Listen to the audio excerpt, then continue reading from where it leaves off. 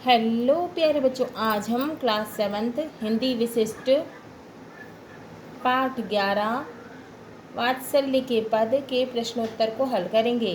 शब्दार्थ: जायो का अर्थ है जन्म दिया, दाऊ का अर्थ है बड़ा भाई, कृष्ण के बड़े भाई बलराम। युवती का अर्थ है युवती, रई का अर्थ है मथानी, अंजन का अर्थ है काजल, रिस का अर्थ है नाराज या गुस्सा, एही का अर्थ है इस, ढिग का अर्थ है पास में, डिंडोनही का अर्थ है काला टीका, पुनी पुनी का अर्थ है बार बार, हों का अर्थ है मैं, छपानी का अर्थ है छिप कर रहूं, भौनही का अर्थ है भवन, हेमलनी का अर्थ है गले में धारण किए जाने वाला स्वर्ण अथवा चांदी का आभूषण, सौ का अर्थ है शपथ लेना, भावे का अर्थ है अच्छा लगता है, हुती का अर्थ है हुई, बाको का अर्थ है उसका, पुचकारत का अर्थ है पुचकारते हुए। संदर्भ: प्रसंग सहित व्याख्या। मैया मोही दाऊ बहुत खिजायो, मोसो कहत मोल को लीनो, तो ही जसुमती कब जायो, कहाँ कहो एहि रिसके मारे, खेलत हो नहीं जात, पुनि पुनि कहत कौन है माता, को है तुमरो तात, गोरे नंद यशोदा गोरी, तुम कत श्याम शरीर, तारी दे दे हसत ग्वाल सब, सिखे देत बलवीर, तू मोही को मारन सीखी, दाऊही कबहु न खीजे, मोहन मुख रिस की ये बातें, जसुमती सुन सुन रीझे, सुनहु श्याम बलभद्र चबाई, जन्मत को ही को धूत, सूर श्याम मोहि गोधन की सौ, हो माता तू पूत। शब्दार्थ: मोही का अर्थ है मुझको, खिजायो का अर्थ है चिढ़ाता है, मोसो का अर्थ है मुझको, मोल को लीनो का अर्थ है मूल्य देकर लिया है, तेही का अर्थ है तुझको, जसुमती का अर्थ है जसोदा ने, जायो का अर्थ है जन्म देना, यही का अर्थ है इस, रिस के मारे का अर्थ है नाराजगी के कारण, हों का अर्थ है मैं, पुनि पुनि का अर्थ है बार बार, कहत का अर्थ है कहना, तारी दे दे का अर्थ है ताली बजाकर, बलवीर का अर्थ है बलदाऊ, मोही को का अर्थ है मुझको, रिस का अर्थ है क्रोध, रीझे का अर्थ है प्रसन्न होना, धूर्त का अर्थ है धूत, सौ का अर्थ है शपथ लेना, गोधन का अर्थ है गाय रूपी धन, पूत का अर्थ है पुत्र। पहला है मैया मोही डैश डैश तू पूत। संदर्भ: प्रस्तुत पद्यांश हमारी पाठ्य पुस्तक भाषा भारती के वात्सल्य के पद शीर्षक से अवतरित है। तो प्रस्तुत पद्यांश हमारी पाठ्य पुस्तक भाषा भारती के वात्सल्य के पद नामक पाठ से लिया गया है। इसके रचयिता सूरदास जी हैं। प्रसंग है: प्रस्तुत पद्यांश में सूरदास ने श्री कृष्ण की बाल लीला का अत्यंत मनोहारी चित्रण किया है। तो सूरदास जी ने इस पद्यांश में श्री कृष्ण भगवान की बाल लीला का वर्णन अत्यंत सुंदर मनोहारी चित्रण किया है। व्याख्या: श्री कृष्ण माता यशोदा से बलदाऊ की शिकायत करते हुए कहते हैं कि हे माता, मुझे बलराम ने बहुत अधिक चिढ़ाया है। श्री कृष्ण भगवान किसकी शिकायत कर रहे हैं? बलराम जी की। किससे कर रहे हैं? यशोदा माता से। क्या कह रहे हैं? माता, मुझे बलराम ने बहुत अधिक चिढ़ाया है। वे मुझसे कहते हैं कि तुम्हें तो खरीदा गया है, तुम्हें यशोदा माता ने कब जन्म दिया? इसी क्रोध के कारण मैं खेलने नहीं जाता हूँ। वे मुझसे बार बार कहते हैं कि तुम्हारे माता पिता कौन हैं? कौन कह रहा है? कृष्ण भगवान। किससे कह रहे हैं? माता यशोदा से। किसकी शिकायत कर रहे हैं? बलराम जी की। वे मुझसे बार बार कहते हैं कि तुम्हारे माता पिता कौन हैं? नंद और यशोदा तो गोरे रंग के हैं। यदि उनसे पैदा हुए हो तो फिर तुम सांवले रंग के कैसे हो? इस बात पर भी ग्वाल बाल ताली बजा बजा कर हंसते हैं और बलराम उन्हें सीख दे रहे हैं। तू मुझे ही मारना सीखी है, बलराम पर कभी गुस्सा नहीं करती। इस तरह बालक कृष्ण के मुख से क्रोध की बातें सुनकर माता यशोदा बहुत प्रसन्न होती हैं। तो कृष्ण भगवान ऐसी क्रोध भरी बात कहते हैं तो माता यशोदा बहुत ही ज़्यादा खुश होती हैं, प्रसन्न होती हैं और कहती हैं बलराम तो चुगलखोर हैं, धूर्त हैं। जन्म से कैसे हैं बलराम जी? धूर्त हैं, चुगलखोर हैं। सूरदास जी कहते हैं कि मैं अपनी सभी गायों की शपथ लेकर कहती हूँ कि तू तो मेरा पुत्र है और मैं तेरी माता हूँ। दूसरा है मैयारी मोहि माखन भावे, जो मेवा पकवान कहती तू मोहि नहीं रुचि आवे। ब्रज जुगती इक पाछे ठाड़ी, सुनत श्याम की बात, मन मन कहती कब हूँ अपने घर, देखो माखन खात बैठ जाई मथनिया के ढिग, मैं तब रहूँ छपानी। सूरदास प्रभु अंतर्जामी, ग्वालिन मन की जानी। दूसरा है मैयारी डैश डैश की जानी। शब्दार्थ, भावे का अर्थ है अच्छा लगना, जुवती का अर्थ है युवती, इक का अर्थ है एक, पाछे का अर्थ है पीछे, ठाड़ी का अर्थ है खड़े होकर, सुनत का अर्थ है सुनती है, कबहू का अर्थ है कभी तो, खात का अर्थ है खाना, जाई का अर्थ है जाकर। संदर्भ, पूर्वत है, पहले के जैसा है। प्रसंग, प्रस्तुत पद्यांश में कवि ने दर्शाया है कि बालक श्री कृष्ण ने अपनी माता यशोदा से स्पष्ट रूप से कह दिया है कि उन्हें माखन बहुत पसंद है। इसी का चित्रण किया है। व्याख्या, सूरदास जी कहते हैं कि श्री कृष्ण अपनी माता यशोदा से कहते हैं कि हे माता, मुझे तो माखन खाना बहुत अच्छा लगता है। जिन मेवों और पकवानों के विषय में तुम मुझसे कहती हो वो मुझे अच्छे नहीं लगते हैं। ब्रज की एक युवती श्याम की इन सभी बातों को पीछे खड़े होकर सुनती है और मन ही मन में कामना करती है कि मैं श्री कृष्ण को अपने घर में माखन खाते हुए देखूं। जैसे ही वे माखन की मटकी के पास जाकर बैठे तब मैं वहीं छुप जाऊं। सूरदास जी कहते हैं कि प्रभु श्री कृष्ण अंतर्यामी हैं। उन्होंने इस गोपी के मन की बात को जान लिया। तीसरा है रसखान, आज गई डैश डैश छौ नहीं। शब्दार्थ, गई हुती का अर्थ है गई हुई, रई का अर्थ है मथनिया, अंजन का अर्थ है काजल, भौनही का अर्थ है भवन को, बाको का अर्थ है उसका, जियो का अर्थ है जीवित रहे, करोड़ का अर्थ है करोड़, डिंडोनही का अर्थ है काला टीका, हेमलनी का अर्थ है गले में धारण किए जाने वाला स्वर्ण अथवा चांदी का आभूषण, वारत का अर्थ है न्यौछावर करना, पुचकारत का अर्थ है पुचकारते हुए, भोरही का अर्थ है प्रातः काल, छौनही का अर्थ है बालक, निहारत का अर्थ है देखते हुए। आज गई हुती भौरही हों, रस खान रही कहीं नंद के भौ नहीं, बाको जियो जुग लाख करोड़, जसोमती को सुख जात कहो नाही, तेल लगाई लगाई के अंजन, भौह बनाई बनाई डिडो नहीं, डाल हेमलनी हार निहारत, बारत ज्यों पुचकारत छौ नहीं।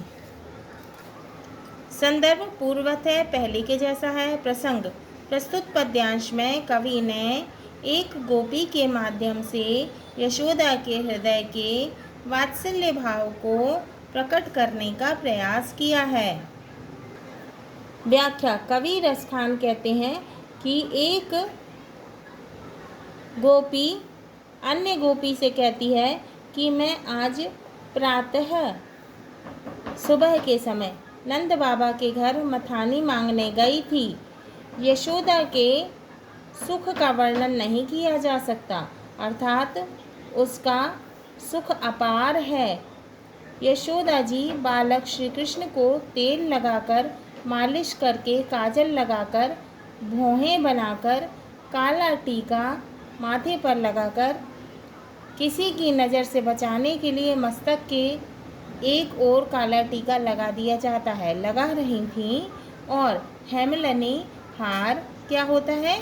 गले में धारण किए जाने वाला स्वर्ण सोने का अथवा चांदी का आभूषण गहना पहनाकर उन्हें बार बार निहार रही हैं, माने देख रही हैं और उन्हें पुचकार रही हैं और हार और मालाओं को न्यौछावर कर रही हैं। किसके ऊपर? भगवान श्री कृष्ण के ऊपर। अब है बोध प्रश्न। प्रश्न 1, निम्नलिखित प्रश्नों के उत्तर लिखिए। क, कृष्ण माँ यशोदा से किसकी शिकायत कर रहे हैं? उत्तर है बालक श्री कृष्ण अपनी माता यशोदा से बलराम भैया की शिकायत कर रहे हैं। ख, बलराम कृष्ण को क्या कहकर चिढ़ाते हैं? उत्तर, बलराम कृष्ण को मोल देकर खरीदा हुआ बताते हैं तथा कहते हैं कि तुम्हारे माता पिता कौन हैं? यशोदा ने तुम्हें जन्म नहीं दिया है। नंद और यशोदा दोनों का रंग तो गोरा है, तुम्हारा शरीर सांवला क्यों है? इस तरह की अनेक बातों से बलराम श्री कृष्ण को चिढ़ाते हैं। ग, यशोदा कृष्ण पर क्यों रीझ रही हैं? क्यों रीझ रही हैं, प्रसन्न हो रही हैं? उत्तर, कृष्ण की क्रोध से भरी हुई बातें सुनकर माता यशोदा मन ही मन प्रसन्न होती हैं। घा, यशोदा ने गोधन की कसम खाकर क्या कहा है? उत्तर, यशोदा ने गोधन की कसम खाकर कहा कि मैं तुम्हारी माता हूँ और तुम मेरे पुत्र हो। इंगा, कृष्ण को किन चीज़ों के प्रति अरुचि है? कृष्ण भगवान को कौन कौन सी चीज़ अच्छी नहीं लगती? उत्तर है, कृष्ण को मेवाओं और पकवानों के प्रति अरुचि है, उन्हें मेवा और पकवान अच्छे नहीं लगते। च, ब्रज युवती के मन में क्या इच्छा है? उत्तर, ब्रज युवती के मन में इच्छा है कि वह अर्थात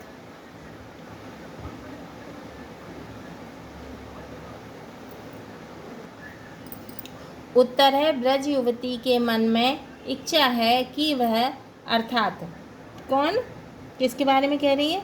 बालक श्री कृष्ण उसके घर में चोरी चोरी माखन खाने आए और जब कृष्ण माखन की मटकी से माखन खाते हुए बैठे हों तो वह उन्हें छिप करके देखे। कौन देखे? ब्रज की युवती। अच्छा, गोपी प्रातःकाल कहाँ गई थी? उत्तर है, गोपी प्रातःकाल नंद बाबा के घर गई थी। जा, यशोदा कृष्ण का किस तरह श्रृंगार कर रही हैं? यशोदा माता। उत्तर है, यशोदा बालक श्री कृष्ण को स्नान के बाद सिर के बालों में तेल लगा रही थी, माथे पर टीका लगा रही थी, उन्हें झूले में झुला रही थी। प्रश्न 2, दिए गए 4 उत्तरों में से सही उत्तर छांटकर लिखो। का, कृष्ण को कौन चिढ़ा रहा है? पहला है सुदामा, दूसरा है नंद बाबा, तीसरा है ग्वाल बाल, चौथा है बलराम। कौन चिढ़ा रहा था? उत्तर है बलराम। ख, कृष्ण को क्या अच्छा लगता है?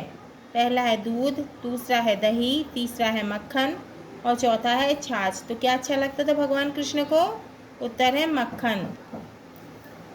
ग, यशोदा किसका श्रृंगार कर रही है? किसका श्रृंगार कर रही थी? पहला है बलदाऊ, दूसरा है कृष्ण, तीसरा है उद्धव, चौथा है मनसुखा। किसका? तो उत्तर है कृष्ण का, भगवान कृष्ण का। प्रश्न 3, रिक्त स्थानों की पूर्ति कीजिए। क, कहाँ कहो यही रिस के मारे, खेलन है नहीं जात। खालिस्तान में क्या आएगा? खेलन।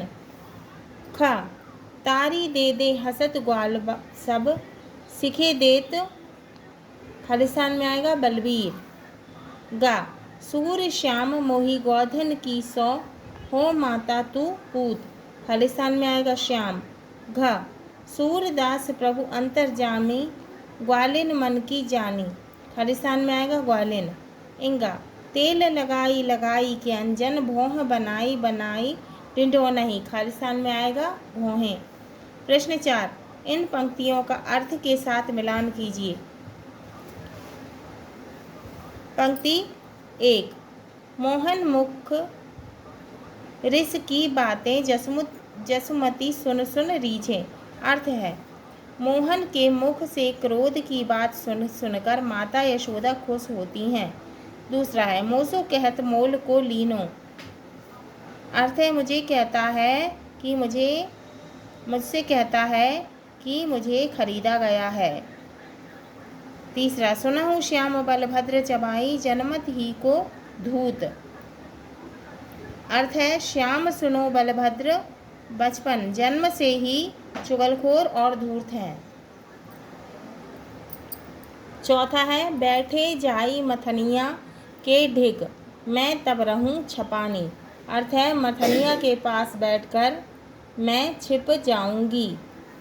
पांचवा, बाको जियो जुग करोर, जसोमती को सुख जात कहो नहीं। अर्थ है, तुम लाख करोड़ वर्ष तक जियो। उस यशोदा माँ के सुख का वर्णन नहीं किया जा सकता। भाषा अध्ययन। प्रश्न 1, निम्नलिखित शब्दों में स्थानीय बोली, ब्रज और मानक भाषा के शब्द दिए गए हैं। दिए गए उदाहरण के अनुसार उनके सही जोड़े मिलाइए। जैसे तारी ताली, तो तारी ताली, माखन मक्खन, भवन भवन, जुग युग, जुबती जुबती युवती, पूत पुत्र, ठाड़ी खड़ी। उत्तर, तारी ताली, माखन मक्खन, ठाड़ी खड़ी, जुग युग, पूत पुत्र, मौन भौन भवन, युवती युवती, करोड़ करोड़। दूसरा, इस पाठ में से अनुप्रास अलंकार के कुछ उदाहरण छांटकर लिखिए। तो अनुप्रास अलंकार क्या है? कविता में जहाँ एक ही वर्ण से प्रारंभ होने वाले शब्दों का प्रयोग बार बार किया जाता है, वहाँ अनुप्रास अलंकार होता है। जैसे रघुपति राघव राजा राम, वैसे ही एक ही वर्ण के शब्द जो हैं, एक ही वर्ण का बार बार प्रयोग होता है। जैसे कहाँ कहो, कहत कौन, इसमें क्या है? एक ही वर्ण का बार बार आया है। मोही को मारन, मोही में माँ, मारन में माँ, मोहन में माँ और मुख में माँ। जसुमती सुन सुन, सुन में सा, सुन में सा वर्ण की बार बार आवृत्ति हुई है, बार बार आया है। माता तू पूत,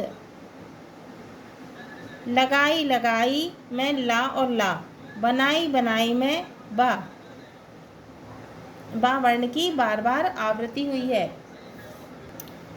तीसरा है, कुछ शब्द युग्म परस्पर मिलते जुलते अर्थ वाले होते हैं और कुछ विपरीत माने विलोम अर्थ वाले तथा कुछ पुनरुक्त शब्द युग्म होते हैं। उदाहरण देखिए। का परस्पर मिलते जुलते शब्द युग्म क्या है? अच्छा भला। ख, परस्पर विपरीत अर्थ वाले शब्द युग्म। क्या है? अपना, पराया। ग, पुनरुक्त शब्द युग्म। अपना अपना बार बार आते हैं। ऊपर दिए गए उदाहरण के अनुसार विभिन्न प्रकार के शब्द युग्म लिखिए। उत्तर है खीजे रीझे, धूत पूत, मात्र पूत, पुनी पुनी, दे दे, सुन सुन, मन मन। चौथा, निम्नलिखित शब्दों के समानार्थी शब्द लिखिए। भैया, शरीर, मुख, पूत, भौन और भोर। उत्तर है शब्द और समानार्थी शब्द। भैया का समानार्थी भाई और भ्राता, शरीर का तन और देह, मुख का मुंह और बदन, मुख का मुंह, पूत का पुत्र और बेटा, भौन का घर और भवन, भोर का सवेरा और सुबह। ध्यान से पढ़िए। मैया मोही दाऊ बहुत खिजायो, मोसो कहत मोल को लीनो, तो ही जसूमत कब जायो। प्रश्न 1, यहाँ कौन किससे कह रहा है? यहाँ श्री कृष्ण बालक अपनी माँ यशोदा से कह रहे हैं। दूसरा है, इसमें माता और पुत्र के बीच में कौन सा भाव प्रतीत या जागृत हो रहा है? कौन सा? तो उत्तर है इसमें माता और पुत्र के बीच वात्सल्य भाव प्रतीत व जागृत हो रहा है। प्रश्न 5, इस पाठ के अतिरिक्त अपनी पाठ्य पुस्तक में से वात्सल्य भाव का एक उदाहरण लिखिए। उत्तर, जी करता है तुझे चूम लूं, ले लूं मधुर बलैया, मेरे मट मैले अंगना में फुदक रही गौरैया।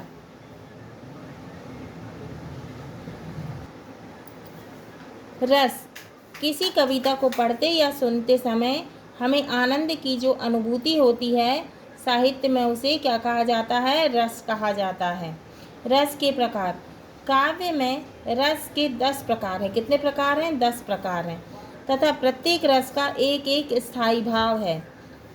स्थायी भाव क्या होता है? मनुष्य के मन में स्थायी रूप से जो भाव स्थित रहता है उसे स्थायी भाव कहते हैं। अब रस दिए हुए हैं। श्रृंगार रस, श्रृंगार रस का स्थायी भाव है रति। हास्य रस का स्थायी भाव है हास या हंसी। करुण रस का स्थायी भाव है शोक। रौद्र का स्थायी भाव है क्रोध। वीर का स्थायी भाव है उत्साह। भयानक का स्थायी भाव भय। अद्भुत का विस्मय या फिर आश्चर्य। विभत्स का जुगुप्सा या घृणा। शांत का शम या निर्वेद। वात्सल्य का वत्सल। हाँ तो प्यारे बच्चों, ये हमारा पाठ 11 वात्सल्य के पद के अभ्यास प्रश्न पूर्ण हुए।